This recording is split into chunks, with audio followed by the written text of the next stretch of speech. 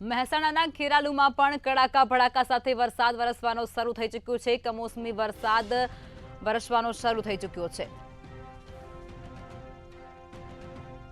જૂના બસ સ્ટેન્ડમાં ઘૂંટણસમાં પાણી ભરાયા હોય તેવી પરિસ્થિતિ। વરસાદી પાણી ભરાતાની સાથે જ વાહન ચાલકો પરેશાન થઈ ચૂક્યા છે। કમોસમી વરસાદે ફરી એકવાર ખેડૂતોની ચિંતાને વધારી દીધી છે। બપોર સુધી કમોસમી વરસાદી ઝાપટા યથાવત જોવા મળ્યા છે। અનેક વિસ્તારોમાં પાણી ભરાયા હોય તેવી પરિસ્થિતિ સર્જાય છે। ત્યારે ધાનેરાના બસ સ્ટેન્ડ પર પાસે પણ પાણી ભરાઈ ચૂક્યા છે। કમોસમી વરસાદે ફરી એકવાર બનાસકાંઠાના અનેક વિસ્તારોમાં પાણી ભરાયા હોય તેવી પરિસ્થિતિનું નિર્માણ કર્યું છે। તો જૂના બસ સ્ટેન્ડમાં ઘૂંટણસમાં પાણી ભરાતાની સાથે જ વાહન ચાલકોને હાલાકી ભોગવવાનો વારો આવ્યો છે। કમોસમી વરસાદના પાણી ભરાતા વાહન ચાલકો પરેશાન થઈ ચૂક્યા છે।